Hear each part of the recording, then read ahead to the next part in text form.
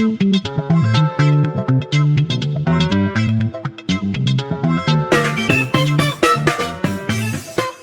is Sounds of Stadia's post show, episode number 27. You're joining myself, Chris, one of your hosts, alongside the man of many pixels and the techie teacher himself, both joining us once again for a lovely conversation that is Stadia focused. So, how are you both doing, gentlemen? All gummied up? I'm okay. All gummied up. All gummed up. I wish I had some full of sugar. All egged up, Richie? I could do with some sugar right now. I could do with some sugar right now. How are you doing on your sugar kick, or your lack of sugar kick, I should say? Are you coping well? Are you missing those energy drinks, or...? It's not the sugar. I was always drinking sugar-free energy drinks anyway. It's the caffeine, and it sucks. Not having caffeine is just terrible. It's a bad idea. It's a bad idea in life. I'm sure you'll be much healthier for it. Yeah, I was drinking way too much, and I think it's just going to take a little while for my brain chemistry to sort itself out. Well, some gummy worms will help out with that. There's been a couple of times when I've been at work where just drifting off, like I really could do with coffee right now, but I shouldn't. Coffee. Brilliant. Obviously, one thing we could all do with this year, gentlemen, is potentially a new Stadia controller. So that is post-show topic of the week. So join us as we go on a lovely little side quest now into our side quest Stadia stories. And we talk about, in 2021, could we see a new Stadia controller? Could we indeed? So for me, there's a few things I'd like to probably just get the juices flowing, get the coffee and the gummy worms out of our systems and start thinking specifically about Stadia. And we've got a few things I think that really stand out to me. And one of them is, we know we have the new Chromecast. That's now out in the market. We know they're winding down on the Ultra packages, which in turn, we've theorized a few times that the old Premier bundles, they will have served their purpose. At some point, they're going to run out of stock of Ultras, and they're going to start to fold in the new Chromecast with Google TV, which is, again, still a terrible naming convention, but it's there all the same. But we know the Chromecast specifically doesn't come with Stadia preloaded until later on in this year. So I think that later on in this year point is going to be, we're going to see a new Premier Edition bundle announced, which, if they're going to redo the actual Chromecast, great opportunity to rebundle it with a new controller. Now, we may just get a new colour, but I would like to think Stadia would have liked to iterate on their initial launch model and give us something different. You think, because the Chromecast with Google TV, I think I've got the blue one, which is like a kind of like powdery light blue. I think you've got the same, haven't you, Tom? I do, yes. Yeah, I just realised that that's the question. Ask someone a question as I take a swig of water. It's fine, mate. But is it a pink one they've got as well? The coral colour, yeah. Three colours, wasn't there, yeah. So there's white, blue and coral. Yes. So white we already have. I just looked to see if I do have a controller here. I just looked to see if it was my Premier Edition one, but it's not. It's my Founders. Chris's Grogu's got it. Oh yeah, there you go. So yeah, blue and coral, good work. Do you think they're gaming colours though, or are they more like your home neutral pastel palette colours? Because I think the Chromecasts are very much designed that they don't want to get too much in the way of your home decor as such. That's why the Google hubs and stuff come in like a faded grey or a coral or a red, a peach or something like that. Well, I think with Google's setup, they're trying not to make everything overly gamery. I mean, look, the wasabi I wouldn't say is like the most gamery colour ever. That's true. That's true. It's probably a fan favourite. Yeah, like the aesthetics of it's just kind of clean. Like it's not like you're seeing like a Nighthawk router with like massive fins coming out of it. It's like, literally got spikes and it's got a mohawk down the middle. RGB everywhere. Okay, so I suppose off the back of all that, then, are we all agreed that we're going to expect a new bundle of some sort eventually? Oh yeah, I think they will eventually bundle. Probably once it's natively supported on the Chromecast, the new Chromecast Ultra Google TV thingamajig. Yeah, I think that's when once that is finally done and live, they'll probably switch the Premier Edition over to contain that. Yeah. But an interesting thing I have about that is when I was setting up my Google Wi-Fi, I was doing some Wi-Fi tests, and bear in mind my Chromecast Ultra is still in my TV downstairs as my Google TV dongle is, so they're right next to each other. the Wi-Fi speeds are much faster on the Google TV. Okay, interesting. Well, again, newer tech you would hope would be improved, because that kind of went back to marketing and Stadia's rollout. And since they switched on all of these new countries in Europe, they added like 4 or 5 additional countries. We theorized when we had Sunny on the show, Tom, just before Christmas from Sunny Cloud Gaming, that what are those markets doing for their Premier Edition? Because they've launched in those extra countries at a point when the Chromecast Ultra is defunct globally now. So they're essentially giving a brand new product with defunct tech that people in I can't remember like Romania and stuff, they can't go to their local shops and pick up a Chromecast Ultra because they're defunct. So it's weird that they've gone to market with a product that half of it doesn't actually exist anymore. So it's just a bit of a weird one, right? And I'm really curious because obviously we're a predominantly English-speaking podcast. We've heard nothing from those new countries. There's a Facebook group that's Google Stadia Europe that's got very few members right now, and I'm thinking, has it rolled out in these countries? I've seen no one on Twitter, and again, I know we're English predominant, but a lot of those European countries, most of us have travelled through them. They all speak English as well, so if you are in one of those newer countries to receive Stadia, reach out to us. Let us know if you've had Stadia. How are you finding it? What did your Premier Edition look like? We'd love to know, because at the moment we're all in this little lockdown bubble, and I don't know about you two, but I feel like has it rolled out in these countries, or is that just a marketing lie? Yeah, now you mention it, it's been like 2 months and there's nothing. There's no like Stadia Switzerland account. There's no. We've basically got the one. There's no Stadia UK. There's no. So it's just all silent, which is it's a bit weird. All the same people. Yeah, it is. It is bizarre. It is bizarre. But maybe with the rollout to more countries, we might see some more tech in future as well. Me personally, I would love to see a new iteration of the controller. I definitely think more colors would be nice. I couldn't tell you what colors I'd like. I could, but I really want to see something. Xbox Design Labs esque. Let me pick my own color. Okay. It would be good. I mean, we're obviously going to be, in terms of the controller, you'd only really be able to pick 3 things, perhaps. So you're probably going to be looking at like the base plate color, the color of the triggers, the sticks, the insets and the sticks, the buttons. There's quite a bit, and you could potentially even have decals on there, decals, whatever, if you wanted to. I'd love one of these with a Sounds of Stadia logo there, instead of this Google Stadia logo. Upload your own PNG image here. Yeah. Make sure it's at least X pixels by X pixels in size. That'd be quite an expensive thing, but it just, again, there's going to be someone who. The Pro model controllers, obviously, in terms of colours and stuff, I don't think Google are at that place right now where it would financially be viable to make like custom labs like Xbox do. I love my custom Xbox controller. I think it's a great thing they do. And as someone who's bought many PS4 controllers over the last 8 years, would attest to, it's frustrating that you're kind of stuck to these set models.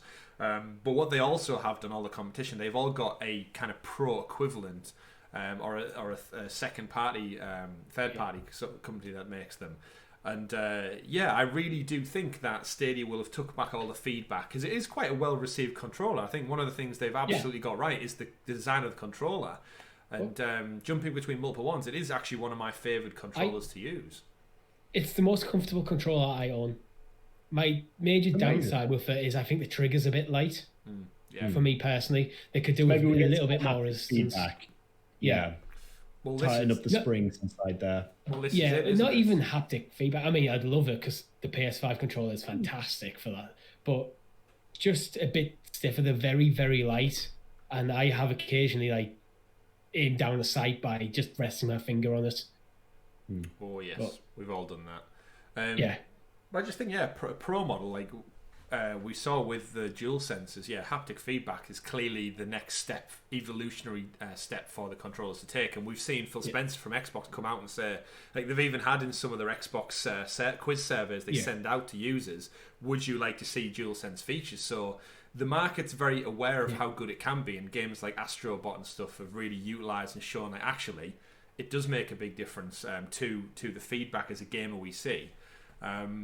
For pro models, yeah, I really think Stadia just I'd like a year to iteration. Whether it is just more colours, that'd be fantastic. But in terms of the actual design itself, you can't tell me they've just been resting on their laurels for 2 years since they launched Stadia at GDC.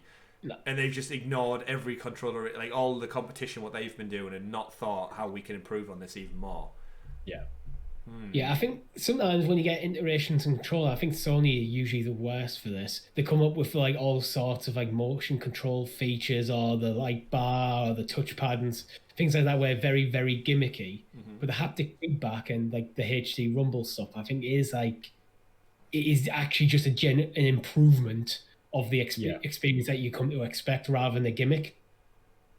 So their features, that's why Microsoft are suddenly talking about it. Where Microsoft talking about the light bar and the touch things, no, not a peep. So I do think that could be in a pro controller. Yeah. Of course, that would put the price up. Yeah, it's true. And but then again, controllers are quite expensive anyway. I mean, Stadia have been just giving them away for free. Yeah. I mean, to buy retail, it's what, like £50 or something? 59. And this is a very good but basic controller. Yeah. Interesting. So then I suppose the other side of the conversation as well is Stadia's very own kind of merchandise. We know they don't have a physical presence, in retail. Not that many people do during lockdown. But in terms of like their actual device itself, we've also got the Razer Kishi, which is out there, and I'm starting to see other like third-party Android devices show up, and Stadia is perfect for on-the-go playability. Tom, you have a Razer Kishi. Would you like to see a world where we have a Stadia-specific one? Because I think this is one of the best things they could put in a physical store and say, if you're interested in Stadia, but we don't have a console to sell you, but what we do have is a supplemental complementary thing for your mobile device that you guaranteed have one in your pocket right now. If you want to play games on the go, you can buy this from our GameStop, our Walmart right now. Get to the car, set it up, and you can be playing AAA titles in your car 5 minutes from now using Stadia. I think the Kishi is a great piece of kit, and I'd love to see one, because we know the Kishi is now Razer have sort of partnered with Microsoft in the sense of pushing the Kishi for for Xbox for Game Pass and stuff like that. But there's another product on the market called the Backbone, which is starting to become quite well renowned as well. Yeah, and it's interesting because the buttons on the Backbone actually line up with the buttons on the Stadia controller in terms of like the menu button, the triple dot button are the same, the capture button is the same icon, and so on. So it's kind of interesting from that sense there, but I don't think it's actually fully available yet for anything other than iOS. It would be really good, I think, to see Google jump on board perhaps with that firm and almost create like a partnership with them to try to get it specifically for Stadia, because it looks the most like it fits the architecture, like the actual design behind the controller as well. They're great peripherals. You're absolutely right. Absolutely right that we need stuff like that. Yeah, the Backbone's interesting that they have used like Google's stylization of like the menu keys and the capture, but then it's made it for iOS. Yeah. But my biggest problem with stuff like the Backbone and the Kishi is I think they're twice the price they're worth currently. I think they're both enthusiast tech pricing, where they're not expecting to sell mass market. If Google to do this, it has to be around the same price as an auto-based controller, because otherwise, if you walk into something like a PC World Curry's or a GameStop or something, and you see it there and it's £80, you're putting that back down for most people, who, especially if you're quite casual playing on your phone. I think that it's the main reason I haven't bought one, because I just can't justify that. It is pricey. It is pricey. But then this goes back to then like the whole marketing, and in the UK we still haven't been able to buy the official Stadia Claw yet. Still a year and a half later, which everyone, I think, if we all, obviously Tom, you have a Kishi. I went out and bought the Orsley one. I think Richie, you got the same. You hate it. But amongst other things, I hate it because you see these are buttons that I don't want my grip pressing. Like, why just? It's because it's for garbage. Every other phone, isn't it? It always catches the Bixby button on my Samsung as well, and I hate Bixby with a passion. So like I've got a Pixel 4 XL. You've got a Samsung. Like there's two massive manufacturers of phones that it doesn't work properly for. Yeah. Yeah, the irony of it being come up with a better mounting method. Yeah, and this just goes back Mount to at again the corners or something. Like variety in stuff that should be. I should be able to go on the Google Stadia store and look for the controller, look for like the Nest Hub Wi-Fi, all that stuff, and there should be like the Claw, a Google equivalent of the Razer Kishi in there, because you might not want to buy a Premier Edition because you've already got one, but then there could be a bundle that comes with the equivalent of a Razer Kishi, like a gaming bundle, a gaming on the go bundle, sorry. And back to what you were saying about the price, Richie, and what Tom said about the deals with Samsung. Right now in the UK, you can get a brand new Samsung phone with Game Pass for a year and the Razer Kishi for free on a phone contract. So how many people now are getting foot in the door on Microsoft Game Pass with the Razer Kishi with their phone, and then that's Xbox again, One Up and Stadia, just on physical presence in shops around the country. And again, it's marketing 101. You need that presence. It ties in with Google's other business interests. You could have it. You could walk into something like an EE store or T-Mobile or whoever your carrier is, and have them in there as well as an add-on. Mm-hmm. Marketing. But and you put something like a free month for Stadia Pro with every Pixel phone or something in there as well. Yeah, it's that bundle. I want to see them on the edge of the counters in supermarkets and stuff, saying gaming on the go. You can have your Pixel bundle, you can have your Chromecast bundle, you can have your controller. But I honestly feel, as much as brick and mortar is in the high street is a dying industry essentially, you still need that physical presence to catch people when they're going about their day jobs, doing the shopping, going out for a mooch and stuff. But yeah, maybe Chris and Grace just need to get themselves on Dragon's Den and try to get the likes of Peter Jones and start to get them into John Lewis or the likes. We've got an idea for a Google Stadia Pixel Kishi or something like that. Yeah. It's as if people haven't already heard of Google. You've got a Google label on it. You just need people to actually know what it is. I still feel like we haven't jumped that hurdle yet. People still don't know what Stadia is, and that's what's like fundamentally defeating its idea. I think a physical presence, I think, can be a big part of it, because it's just a simple thing as seeing something. Like, it may not be as profitable as you'd like to buy from brick and mortar, but it's marketing. Having it physically present, if you went into like the gaming section of a Curry's PC World, and then there's a Stadia Premier Edition there, it's planting the seed in your mind. It's marketing, like. Yep, marketing 101, 100%. But that's what we said. And so more people to support this platform.